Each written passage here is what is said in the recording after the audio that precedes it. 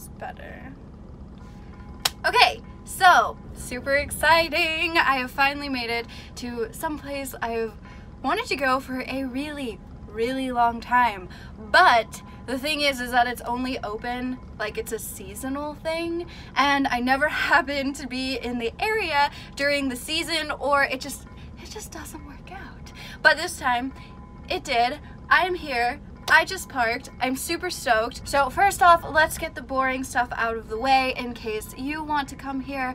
I'm gonna help you out a little bit and give you some information about it. So let's start with the basics. What is it called? It is called Texas tulips. What does that mean? It means it's in Texas and there's tulips. Pretty self-explanatory. Quick overview. These people, they were originally from the Netherlands, I believe. They somehow found some pretty cool farmland in Texas, decided they want to grow some tulips, and every year they allow people to come onto their property and pick their own tulips. So as I said, it is a seasonal thing, so it opens pretty much like the end of February, beginning of March, and you can come anytime towards the end of March / beginning of April. It kind of depends on the weather and a whole bunch of other things, but for the most part, that's when they're open. During that time period, they are open 7 days a week from 9 a.m. to 8 p.m. so you got plenty of time to come and check out the awesomeness that is here. And quickly, let's just cover price, because I know that is going to be a question that a lot of people have. So seniors and veterans, they have a different price, but the general public is going to be a $5 entrance fee. And since you can pick your own flowers, you don't have to. So if you just want to come and peruse and check out the tulips, then it's $5, but it is $2.50 per flower that you pick. So next, some little extras. Restrooms, yes.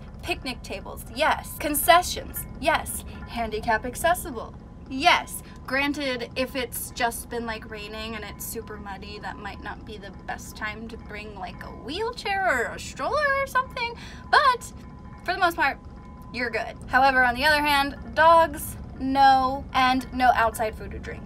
All right, cool. So I think that is pretty much everything relevant that I could tell you about this place, and now I think you just need to see it.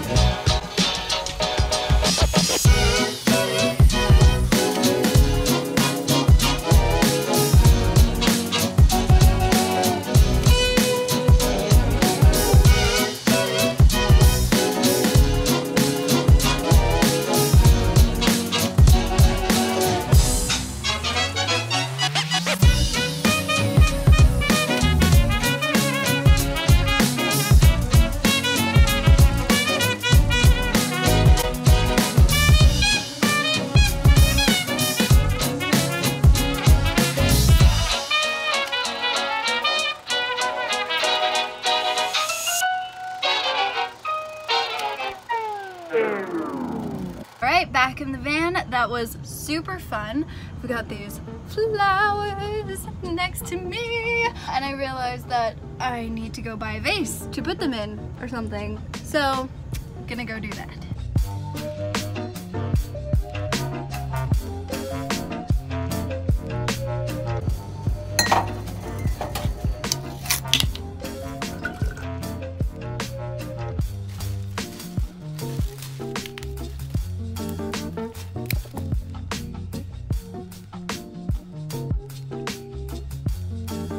So after going, just a few extra things to note. They do take card. However, when it comes to the entrance, I've found it was a lot easier to just pay cash because you get to skip the line versus waiting for everyone else who is using a card. But when you pay for your flowers or whatever, paying with a card was super chill. The concessions, I didn't really feel like they were worth it. It was just stuff like Doritos, Hot Cheetos, like chocolate bars. It wasn't anything really like, it wasn't real food, it was junk food. And so I would personally say that the concessions weren't really worth it, but it is like a really, really good time, and it's so cute. There's a lot of like little kids that are super well dressed, taking like little spring pictures and things like that. So I mean, you can definitely get some good photos in, and it is really neat to see just like rows and rows of tulips and like all the different colors. Keep in mind that you are picking them yourself, so they have baskets there that you can put all of your flowers in. They provide those, but since you have to pick it yourself,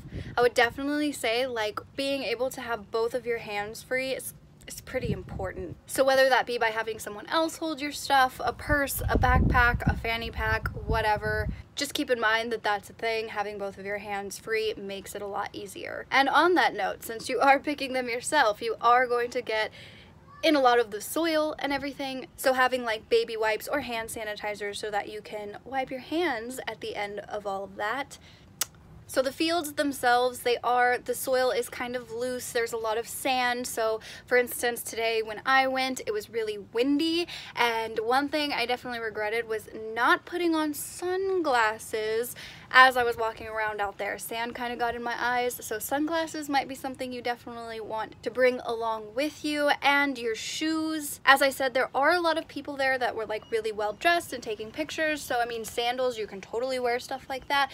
But because of the fact that it's been raining here the past couple of days, I think it was like just a little bit muddy. So I made it a point to wear shoes that I didn't mind if they got dirty. Again, I don't know if it's always like that, but you know, something to keep in mind.